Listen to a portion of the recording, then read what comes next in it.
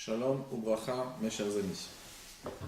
Il y a une question qui se pose souvent après la fête de Sukkot, mais ça concerne toute l'année, c'est que nous avons souvent des objets de mitzvah, avec quoi on fait des mitzvot, comme le hitrog, le lulav, les tzitzit, le talit.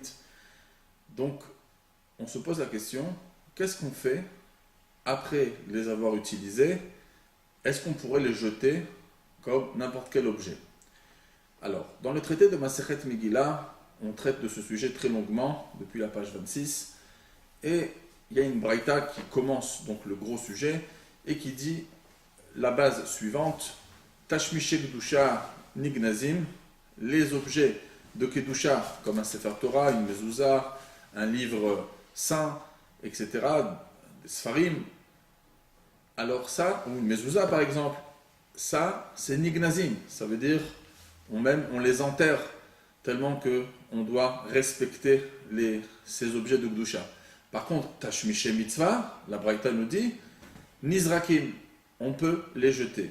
C'est pour ça que dans le Shulchan Aruch, dans le Siman 21, la première occasion, le Shulchan Aruch a l'occasion de parler d'un objet de mitzvah, c'est dans les lois de tzitzit, alors il nous dit, lorsque un tzitzit, il est encore en utilisation, il est kasher, alors là c'est évident qu'il est formellement interdit de les mépriser.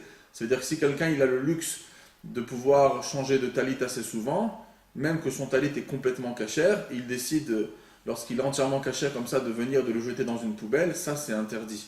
Par contre, lorsque le tzitzit a passé sa mitzvah, c'est-à-dire par exemple des fils qui se sont craqués et que le tzitzit il est pas soul et la personne voudrait changer de talit, etc., alors là c'est marqué, d'après la halakha, comme le mot de la braïta, nizrakim, on a le droit de les jeter. Mais c'est quand même apporté dans le Shulchan Aruch, l'Admor HaZaken aussi l'apporte, aussi les opinions séfarades l'apportent.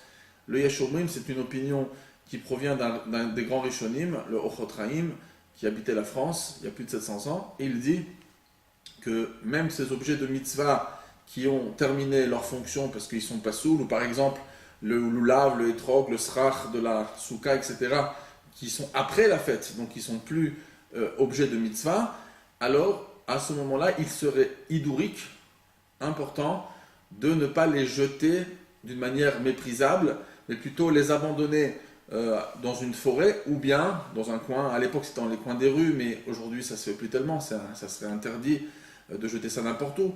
Mais en tout cas, de les abandonner dans un endroit, mais pas les jeter d'une manière méprisable en les mélangeant dans des saletés qui se trouvent dans des poubelles. Il y a une autre possibilité aussi pour faire ce hidour, ça serait de les mettre dans un sachet en plastique bien fermé. Il y en a même qui font un double sachet.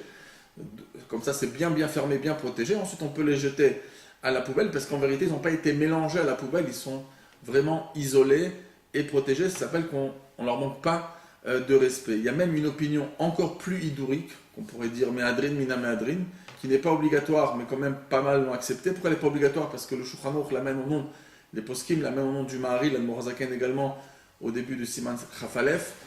Il dit, le Maharil, que ça serait même bien ou de les utiliser encore une fois pour une mitzvah, comme des fils de tzitzit qu'on pourrait utiliser pour garder des pages, ou bien, par exemple, le lulav, les hadassim, on pourrait les utiliser hadassim pour les bessamim, ou bien les garder pour se servir de combustible pour brûler le chametz à Pessah.